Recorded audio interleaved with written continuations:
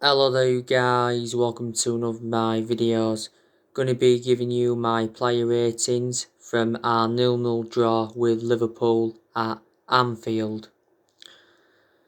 So David De Gea, he's going to get a 7 out of 10. Didn't really have much to do in the game, but he made a world class save to deny Thiago.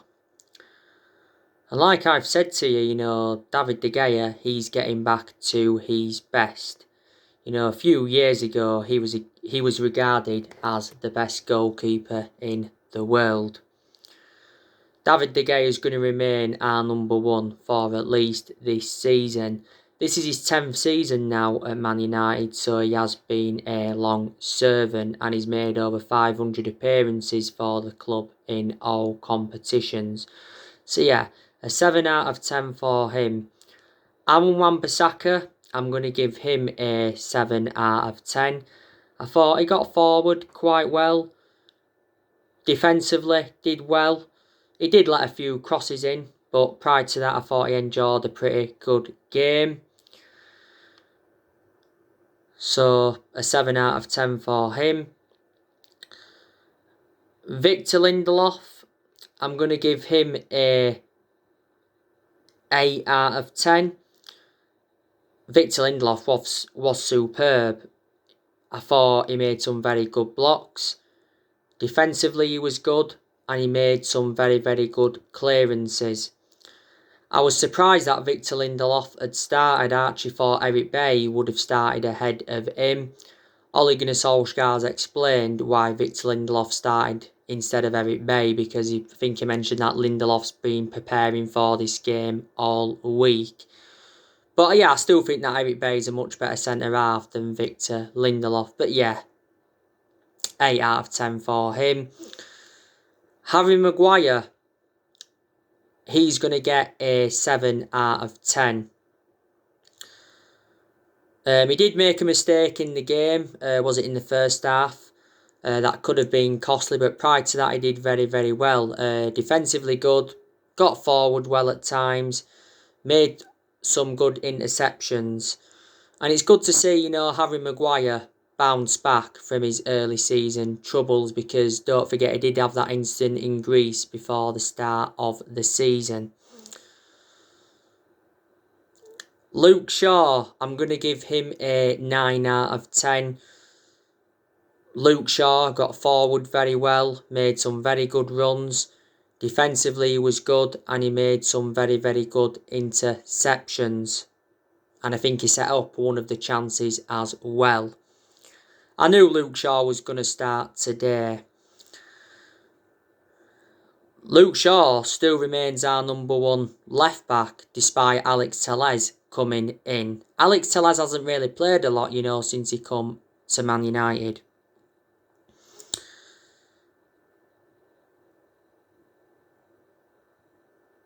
Fred, I'm going to give him a 5 out of 10. I don't think he enjoyed the best of games, Fred. I thought he was quite sloppy on the ball. Did make a couple of mistakes in the game. So he could have enjoyed a much better game than he did. So just a 5 out of 10 for Fred. McTominay, I'm going to give him a 6 out of 10. Well, he did break up the play at times well. But again, I thought he was quite sloppy on the ball. So just a 6 out of 10 for him. Bruno Fernandes, I'm actually going to give him a 6 out of 10. I don't think he enjoyed the best of games, Bruno Fernandes. He did obviously have some chances. He had the chance from the free kick that just went wide. He obviously had another chance, produced a very, very good save from Allinson. So I think he had around 2 or 3 chances in the game. So just a 6 out of 10 for him.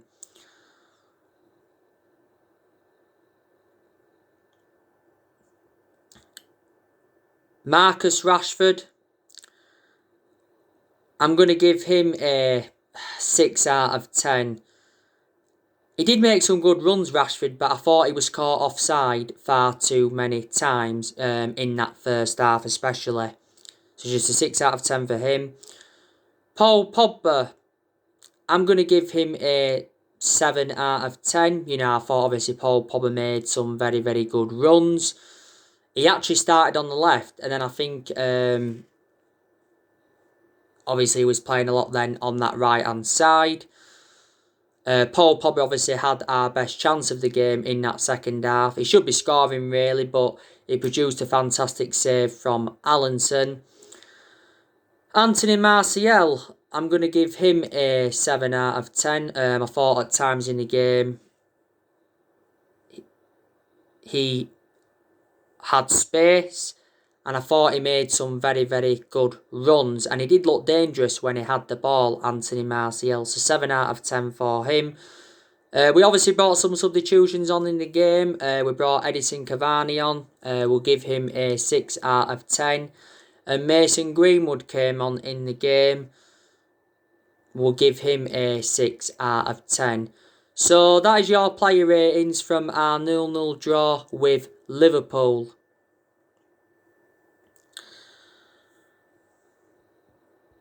But like I said to you on my match reaction, weren't the best of games. Obviously, Liverpool dominated the possession, especially in the first half. That was obviously expected. Liverpool did have quite a few chances in the game. Obviously, Roberto Firmino had one in that first half. Obviously, it was a poor shot in the end. But obviously, he could have squared it to Andrew Robertson. Salah had a couple of chances. You know, he did have a half chance, was it, in that first half. Like I mentioned, you know, Thiago had that big chance in the second half. That was probably Liverpool's best chance of the game. I think Shaqiri also had a chance in the game as well. Like I said to you, there was some good performance for Liverpool. You know, Fabinho and Jordan Henderson did very, very well at centre-half. You know, they made some very, very good interceptions. And they did keep us at bay for the vast majority of that game. And, you know, I think this is what also Ole Gunnar Solskjaer was mentioning. Trent Alexander-Arnold didn't enjoy the best of games, though. Robertson didn't enjoy the best of games. Thiago performed very, very well for Liverpool. He was probably their best player. So there were good. So there were some good performances, some bad performers. Mohamed Salah, like I said, he had the chances, but I don't think he got a lot of service in the game. You know, Mane, you know, he was quiet as well.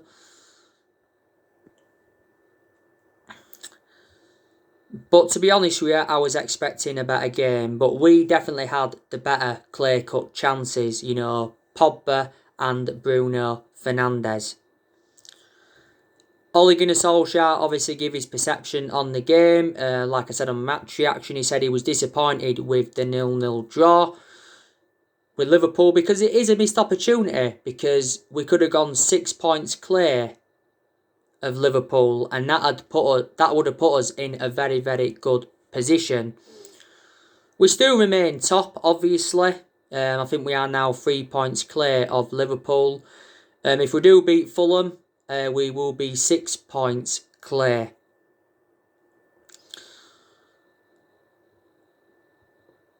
Ole Gunnar Solskjaer was obviously saying prior to this game that obviously we was the underdogs going into the game, but he urged Man United to go to Anfield and cause an upset. Don't forget, Anfield is a fortress in the Premier League. Liverpool have not lost at Anfield in the Premier League since April 2017. I think they are now unbeaten in 68 Premier League games at Anfield, and we haven't won at Anfield for almost 5 years now. Our last win at Anfield was back in 2016 when Wayne Rooney had scored late on. You know, we also had a good win at Anfield back in 2015. We're beating them 2-1 when Juan Mata had scored twice in that game. And we did beat them in 2012 at Anfield 2-1. That's when Robin Van Persie was playing for us. Like I said, we did lose the game at Anfield last season. It was 2-0 Liverpool. That was goals from Virgil van Dijk and Mohamed Salah. that was actually the last away game we lost in the Premier League. So we're unbeaten away from home in the Premier League now for almost a year. We did lose the game at Anfield back in December 2018. It was 3-1, and that was Jose Mourinho's final game as Man United manager. But to be honest with you, I think we'll be the happier team than Liverpool. Because from Liverpool perspective, they expected to win this game. I'm disappointed that we didn't beat Liverpool, but you can think that, we've obviously got a draw, against probably the best team in England. Solskjaer obviously was saying prior to this game that Liverpool have been the best team in England for the past 18 months, and he did mention that they have been great for 3 years. Obviously, Liverpool are missing quite a few key players, like I've mentioned already. Obviously, they're missing Virgil van Dijk. He's obviously the best centre-half in the world. He's the second most expensive centre-half in the world. Maybe if he made a difference today, if he was available for Liverpool, Virgil van Dijk. Like I said, scored in the match last season at Anfield. He's got a bad injury, Virgil van Dijk. Joe Gomez, he's obviously one of Liverpool's key players, and he's one of their first choice centre-halves, and he's out for the season. Liverpool have obviously still got Matip out. He's one of their backup centre-halves, but if he'd have been available today, he would have played Matip. He's injury prone, he's Matip. Liverpool did have Andrew Robertson out earlier on in the season with injury. They've obviously got Diego Jota out with injury, and no doubt about it, if he was available, he would have played today. Jota's made an impact at Liverpool. Liverpool got him last summer from Wolves. Obviously, they've got Naby Keita out with injury, but obviously he wouldn't have played anyway because he's not one of Liverpool's first choice midfielders, and they've obviously got that Tsikmas out, but again, he wouldn't have played anyway. He's their backup left back, isn't he? Liverpool did get him last summer. But in the end, I thought a draw was a fair result. We made, 3 changes from the 1-0 win against Burnley. But, we can't beat the big teams under Solskjaer, and that's been proven this season. Obviously, we haven't beat Tottenham, we haven't beat Chelsea, we haven't beat Man City, we haven't beat Leicester, we didn't beat Arsenal, and obviously now we haven't beaten Liverpool. But if you are to be genuine title contenders, you've got to beat the big teams. The good news is we are unbeaten now in our last 12 Premier League games.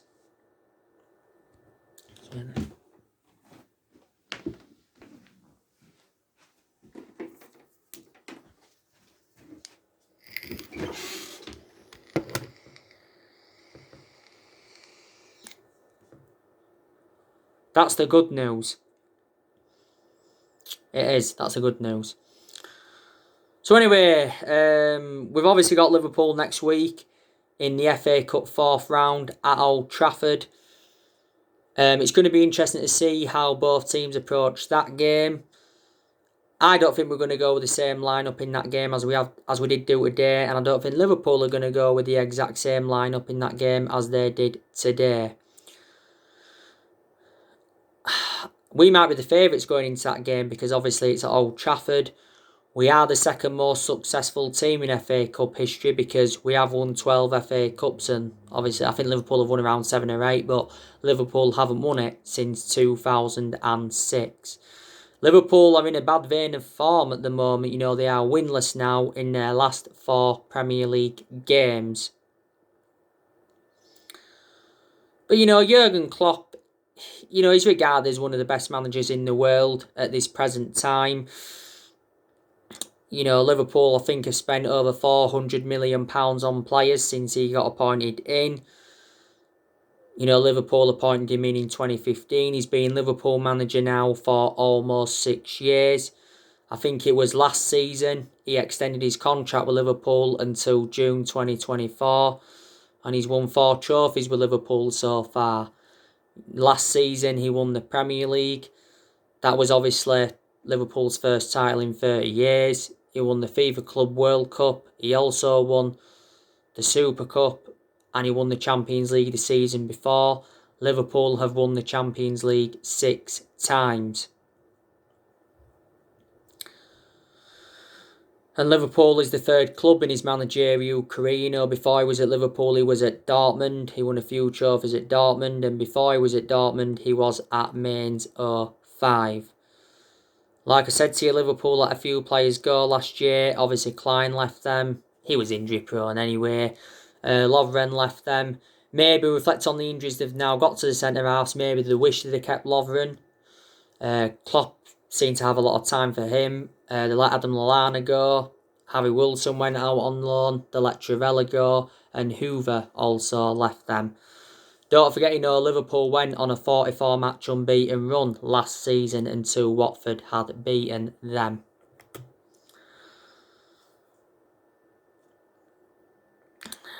But our next game in the league is Fulham. We definitely should be beating Fulham. Like I said, Fulham are relegation fodder. I think Fulham are going to go back down, to be honest with you.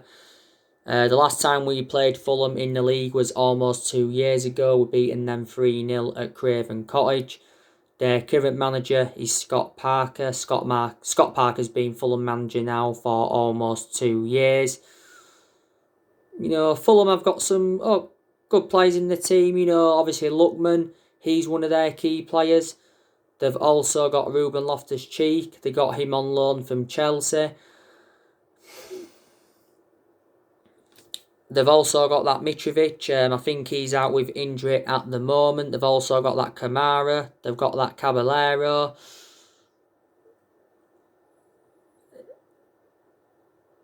Teti. They've also got him.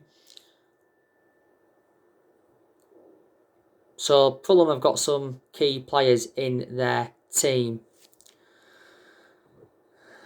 Our next league game after Fulham is Sheffield United. We should be certainly beating Sheffield United because obviously they're going down this season. They've only won one game this season of Sheffield United. And after Sheffield United, it's Arsenal. And that's going to be a tough game at the Emirates.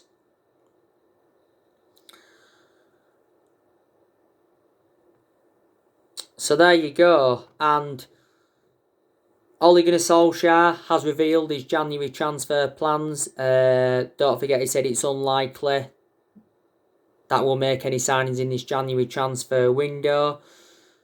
But he admits there could be furthermore departures from Man United in this January transfer window.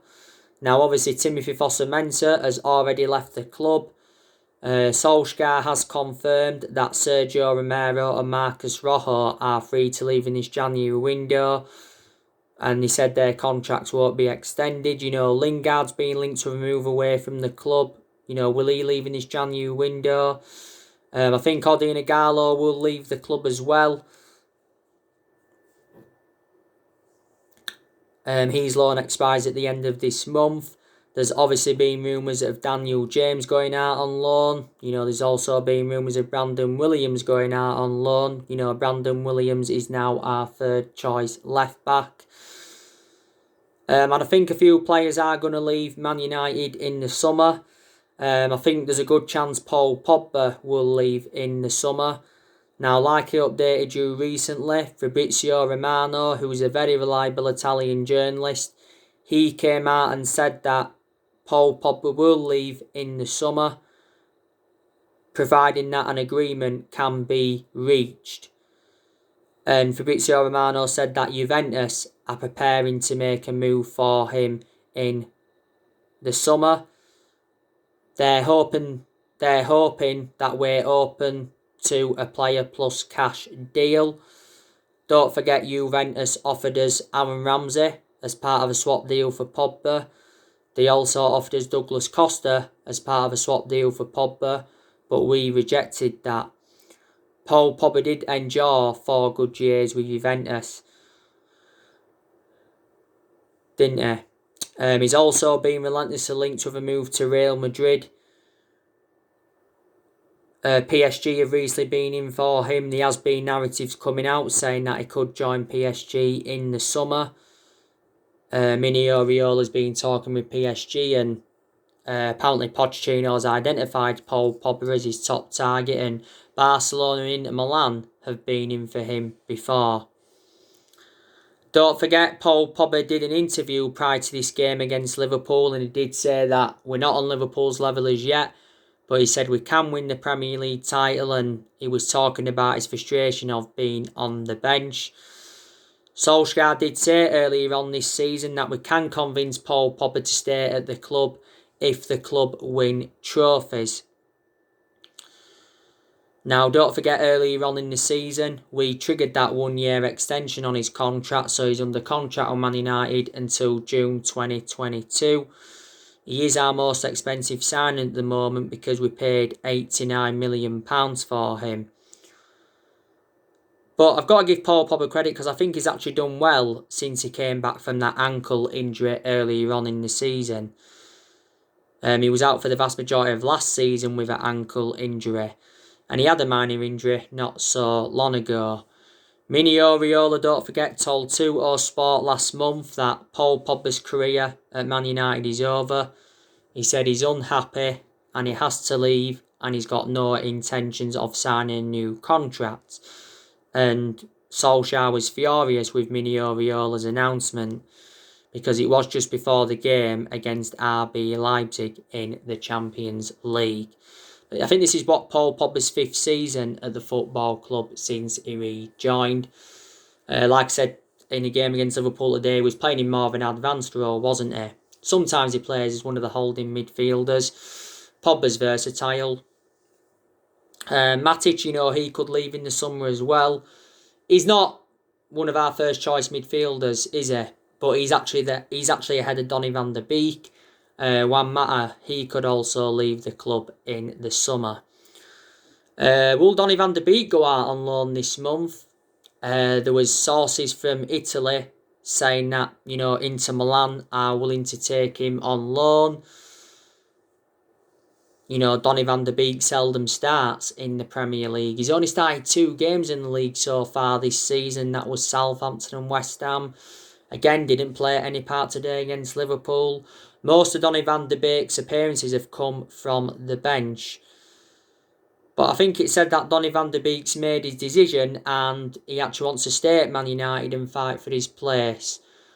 Solskjaer was talking about him the other week and he said he insists that Donny van der Beek has a bright future at Man United, and he tips Donny van der Beek to emulate Fred and Lindelof by succeeding at the club. He can play in 3 different roles. At Ajax, he was predominantly a holding midfielder. But you can play him as a number 10, you can play him out wide. We got him in a deal worth 40 million, paid 35 million for him up front, and obviously there was 5 million in add-ons.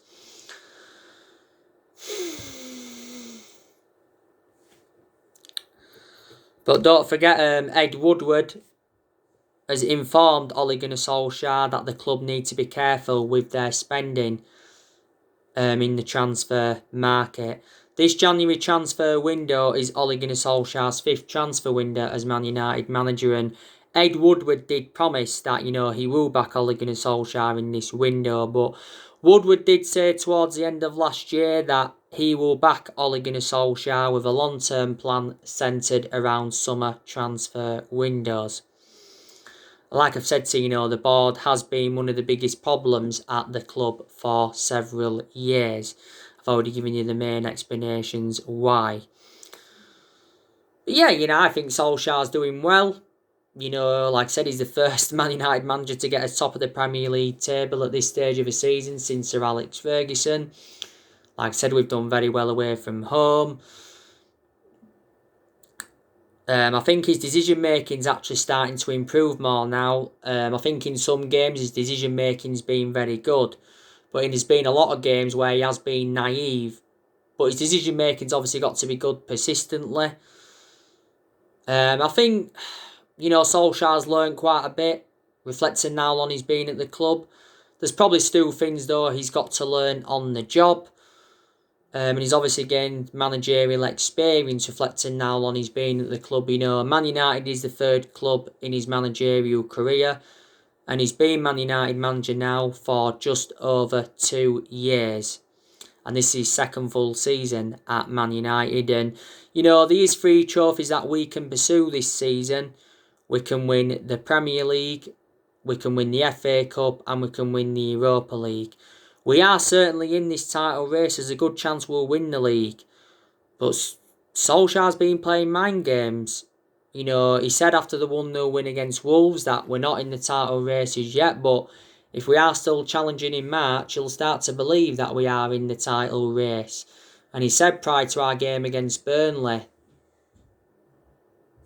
didn't he, that he want Man United to stay humble and not think we've cracked it, you know, if we do go top.